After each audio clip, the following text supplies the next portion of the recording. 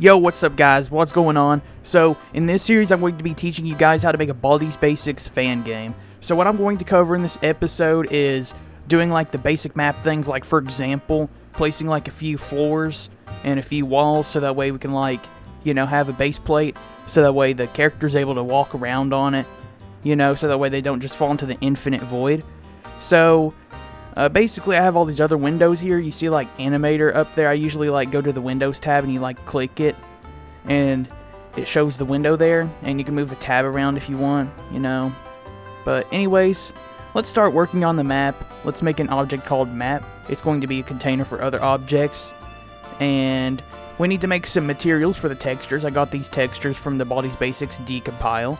So I'd recommend you have at least a tiny bit of Unity experience, like knowing how to make a project and such, naming the project, importing files, creating things like this, and we're going to make a folder called materials. We're going to make a new material. Let's call this floor, and then after that I'll make a material called wall.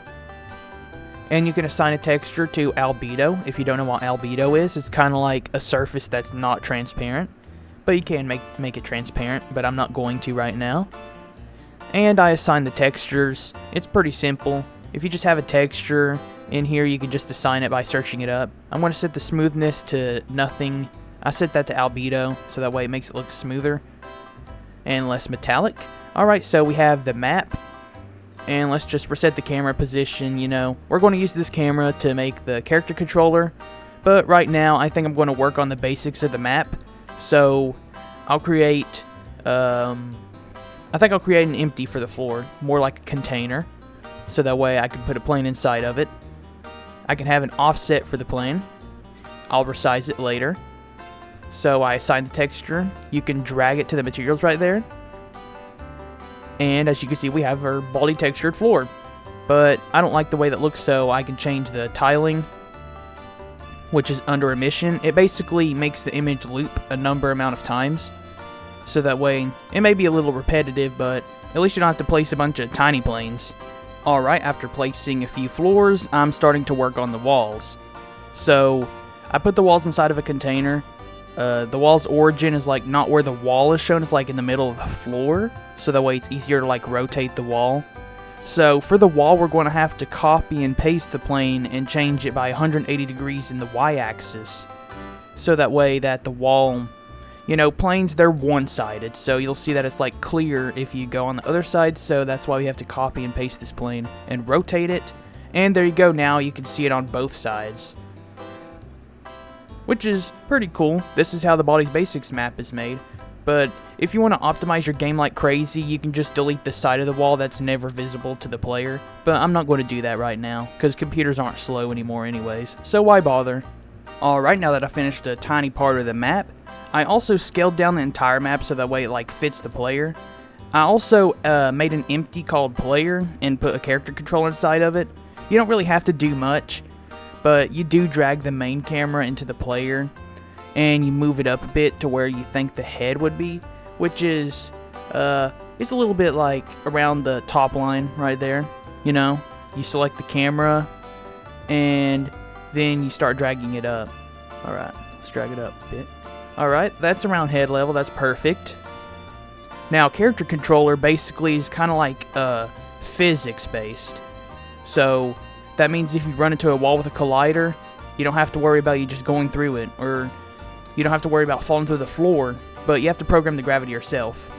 And how I'm going to implement this system is by making an input system first. This is how I usually do it, so that way it's easier to make cross-platform games. So I'm going to make a folder called Managers, and I'm going to make a C# script called Input Manager. This does require Visual Studio. I'd recommend at least 2019 for Unity 2022, but I'm using a modern version, Visual Studio 2022. It's a Microsoft product for free. At least I think it's free. The one I got's free.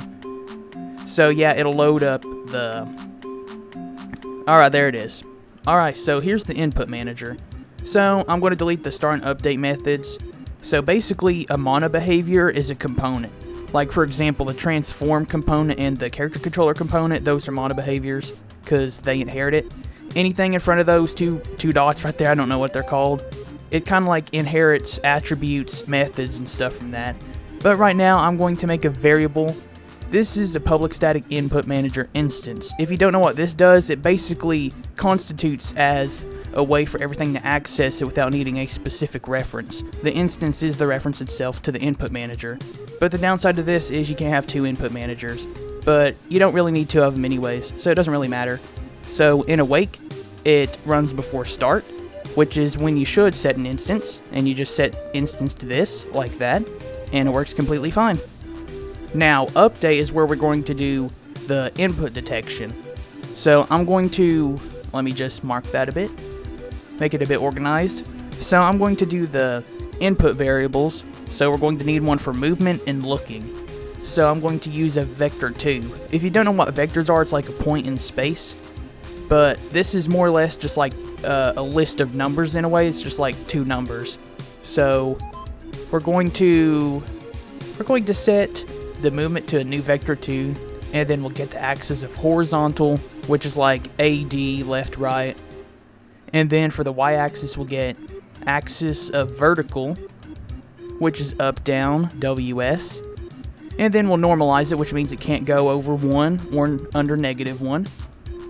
And it kind of like forces it to be set quickly, so you don't have to worry about like people running faster diagonally. Let's just drag that there for simplicity, so that way we get that done. Alright, now we're going to do it for the looking around. We're going to set the look input to a new vector 3 as well and do something similar. It's just going to be getting the axis of mouse X, left, right, mouse Y for up and down. Now the reason why I do this in Input Manager, so that way it's easier for you to centralize logic instead of doing all of it inside of the character controller, you know. I'm just going to leave some comments here so that way you guys can read it and understand what it does.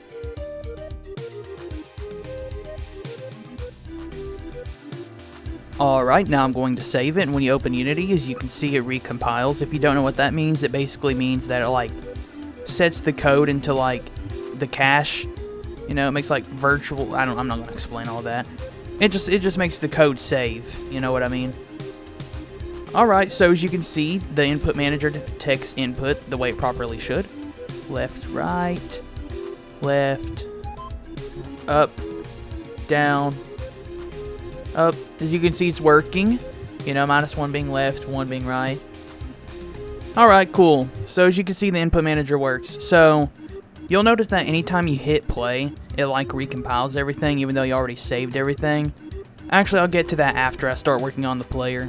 You know, it's just a thing that I usually turn on to make it just load the scene without it like recompiling every time, because that can get annoying, you know. But yeah, I won't get into the details since this is a beginner tutorial. Leave a comment below if I should make these tutorials faster, because I feel like this is a bit slow and it's just like kind of bloating up the video. But like, yeah, share your opinion in the comments. So I guess I'll just start working on the character. Let's make the character controller. No, let's not call it that. That'd mess with the other name. Alright. Now we're going to do the character movement here. Alright. So I'm going to get the input manager. I'm going to cache it. This is kind of for performance, I guess. So in start, which runs after awake, we just set it to the instance. We don't have to worry about like order of operations messing up. So now we have access to the input manager. And update is where we do all the logic. It runs every frame. So yeah, we got the basic parts of it done. Now let's start putting the movement variables here. So we're going to need a transform for the camera, which is for like to make the camera look up and down, which Baldi's Basics doesn't do, but I'll just do it right now, maybe remove it later. And then we'll have transform character. Now we don't really have to do this, we can just do transform to be like the transform owner of this modded behavior, but I'm just going to use character.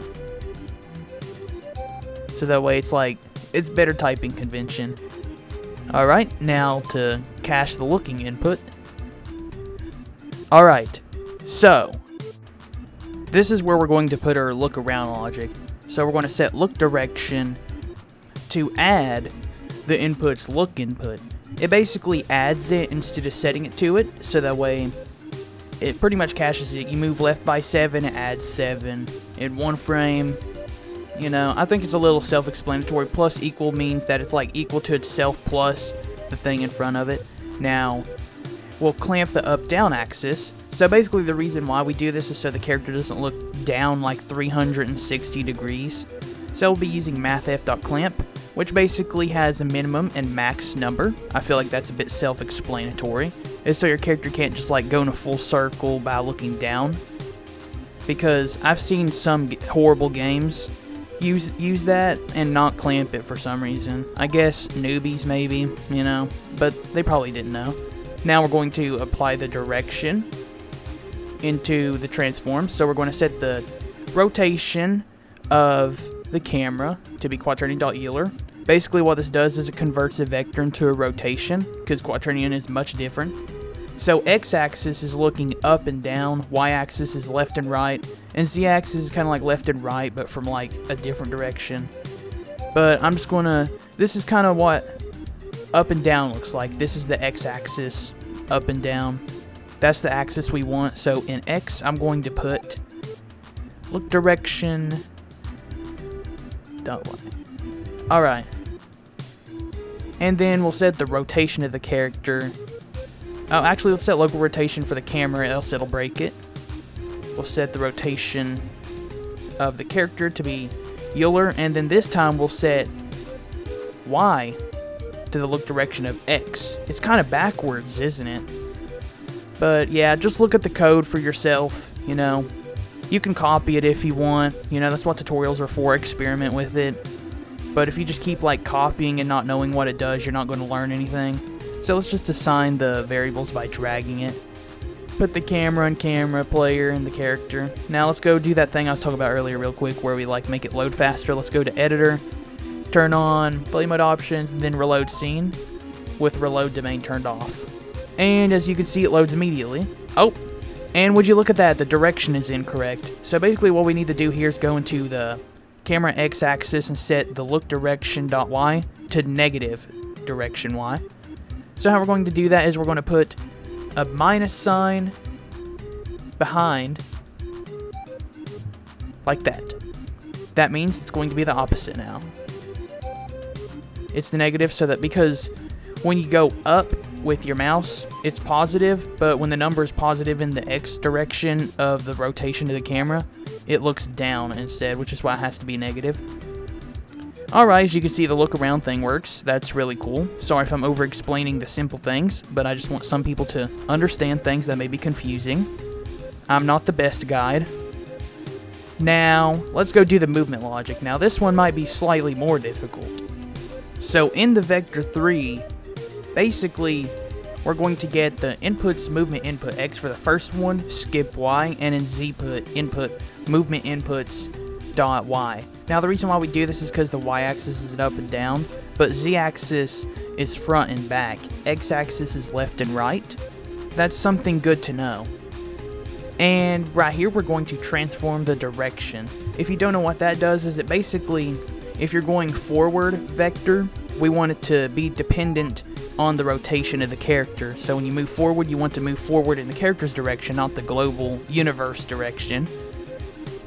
So this is pretty simple. You just get the transform, and then you transform the direction of the movement vector. Read comments if you want to, and we'll just replace transform with character, you know, for naming convention.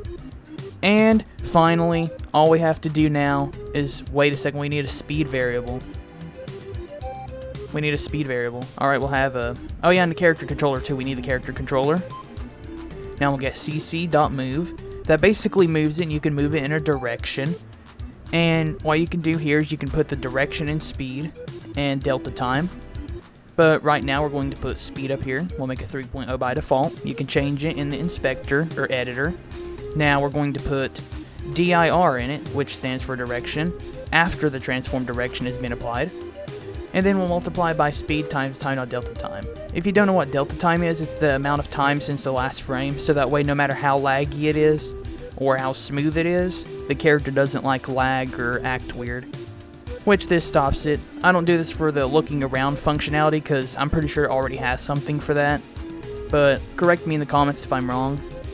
And as you can see, I feel like this should all work first try. Alright, the moving around should work after we saved it. Oh yeah, let's also assign the variables too, or else it won't work.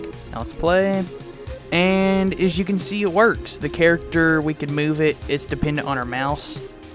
I say we're pretty close to the end of this episode. You know, that's really cool. It wasn't too hard to make. You know, it might seem like a lot, but once you understand what some of the things do, it's actually pretty simple. You know, I learned a lot of this from trial and error, tutorials, you know. Alright, let's see. I'm going to get the sky real quick before I do any more programming. I'm going to make the sky. You don't have to do this, but, you know, you can skip this part. You can skip, like, 2 minutes past this. But basically, I'm going to do the sky is I'm going to make a new material. 6-sided box. 6-sliced, they call it. It's basically like a skybox. Actually, it is a skybox. It's not like it. It's the skybox itself. So, we're just going to drag and drop that. I hope I put it in the correct fields.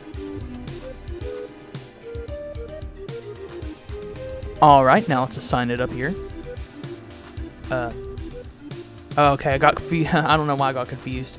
Alright, it appears I put the fields in the incorrect places because it's not supposed to look like that. I wonder how you even make skyboxes, honestly. I genuinely don't know how you do that. Like modeling-wise. I'm going to kind of have to guess. You can skip like 2 minutes if you want, you know. Right. So I should be almost done by now. I'm just kind of guessing where they would go. Alright, I think that's good enough, actually. That might actually be fine. Alright. Yeah, this seems to be good enough. Alright, so I noticed that the map doesn't, like, look super bright like in Baldi's Basics. I don't think a directional light can fix that, but I think it's because they use a different shader. Shaders are basically, like graphics scripts. It's kind of like how graphics affect them. Hold on. I'm just going to comment that out so that way the character can only look left and right. So that way it has more Baldi's Basics movement. You don't have to do this if you don't want to, but you know, it's Baldi's Basics. It's not Baldi's Basics without the only left and right movement. Yep, you pretty much have exactly like Baldi's Basics movement. Pretty neat, huh? Alright. Now let's get to the lighting. I think that's enough coding for today. You know, we might do one more. Let's try the directional light first. Alright, so it appears that basically Games, aka Mistman12 himself, does not use a directional light to make the sprites or the objects in the scene actually like bright. So let's see.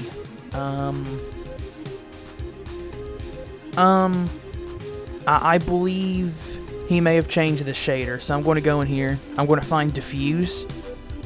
Alright, I'm going to use diffuse. There's multiple diffuses. I believe it's diffuse mobile or diffuse. I honestly forgot which one I just now clicked, but you can like pause the video and look. It basically just makes it to where like it's still affected by light. It doesn't cause shadows, but it's kind of affected by light, and it's complete white. You know, it's the default image colors. And as you can see, it's still affected by light, so that's cool. You can always have it do that. And there's no shadows, but you know, I mean, if you're making a Baldi's Basics game, you shouldn't really care about graphics, not gonna lie. Alright. So, I think I might do one last thing. You don't have to do this, but I'm going to call this a cursor manager. So, what this is going to do is basically like, you know how in games when a UI shows up, it like makes your mouse show up? And you can have like multiple like UIs pop up at once? Well, most games that aren't that well programmed will just like hide and show your mouse. And sometimes it can bug if another UI element shows up and your mouse is like hidden. So in here I'm just going to be making an instance, and I'm going to be using a reference counter. So basically anytime you want to show your mouse, it's going to increase the counter by 1.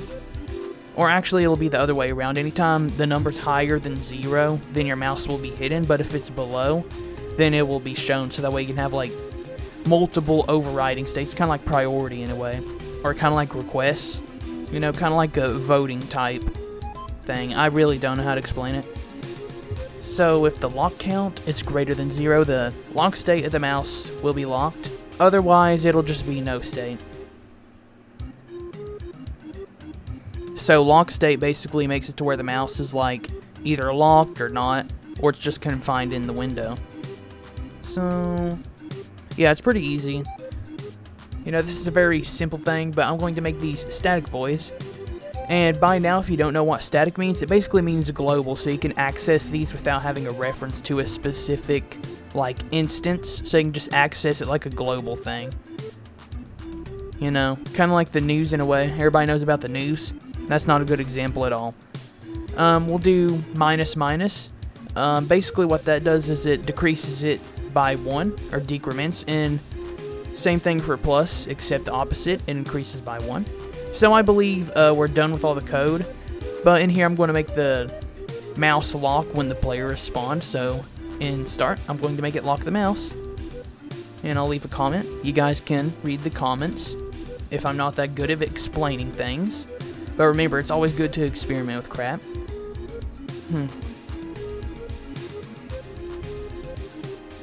Alright. Now, you don't have to do it like that, but if your game's like UI heavy, you might want to do it. And I'll showcase you what it does. Alright, so as you can see, my mouse is locked, but I set it to like 0, now it's not. I set it to -1, not locked. And 1, it is locked. So yeah. So we got the foundation of the game started. I think we made a lot more progress than Mistman did when he first started working on the game. So that's nice. So yeah, thank you guys for watching this video. Thanks for slopping by.